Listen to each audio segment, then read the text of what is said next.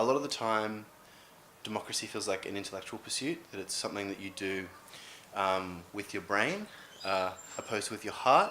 And we had a couple of responses that were very emotional, that were more than I was expecting, and it was really nice. I suppose I wasn't anticipating that, but welcomed it. But it happens quickly. We get emotional quickly. We don't know how to regulate that, and I think that's a small representation of what does happen on a bigger spectrum.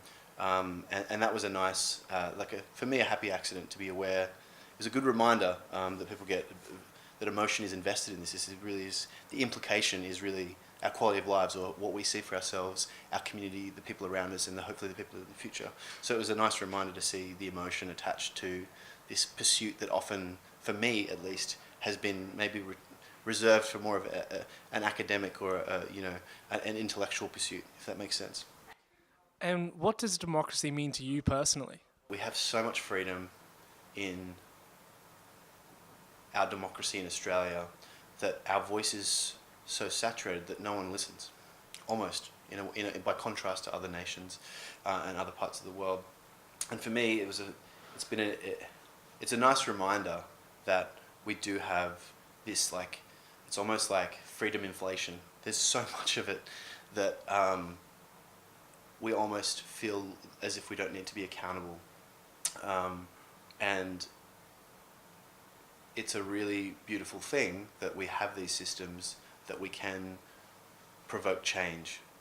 And for me, growing into an adult, in going from perhaps some idealisms as younger to growing into an adult, I'm only just learning what it means to properly interact with those systems and the best way to do that, and how to preserve idealisms whilst interacting with those systems.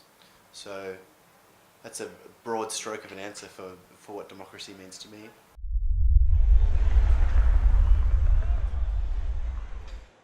Do you feel represented in that conversation?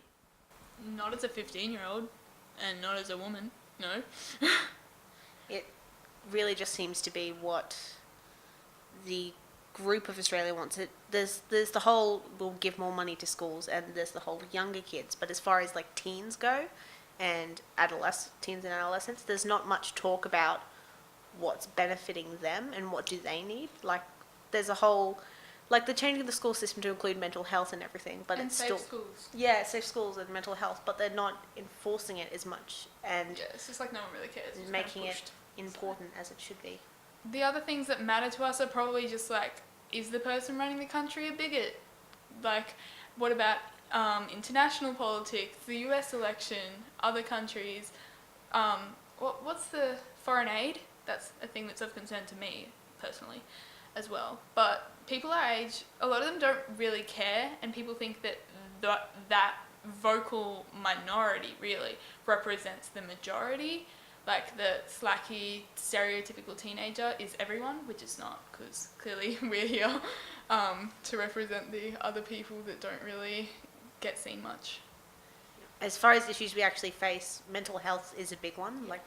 If we could have more resources for us, and if it wasn't so shamed by older people, because quite often you'd call out for help, or you'd say that I'm struggling, and somebody would go, this person's weak, this person isn't important anymore, they can't do it. But instead of building up stigma like that and making it worse, by putting more funding towards mental health facilities at school, I think it would improve students' life. Yeah, a we lot have better. one counsellor in the entire school, the entire senior school.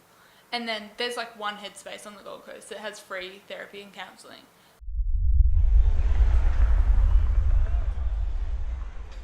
Explain to us some of your thoughts on Kyle's presentation today.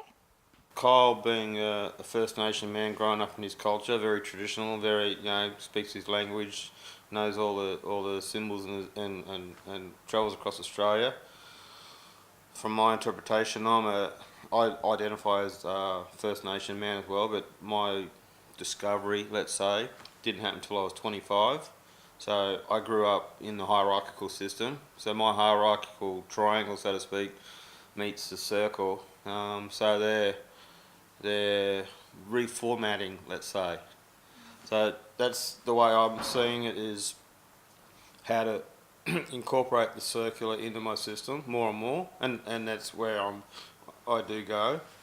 Find that that circular system doesn't have so many crashes in competition with the other people or other systems. It's a more collaborative approach. So that would probably be what some of the key words out of Kyle's keynote speech is to how to work with each other and how to, I guess, know my limits at the same time, because I don't have all the information, but somebody else might. So where my limits stop, someone else's start.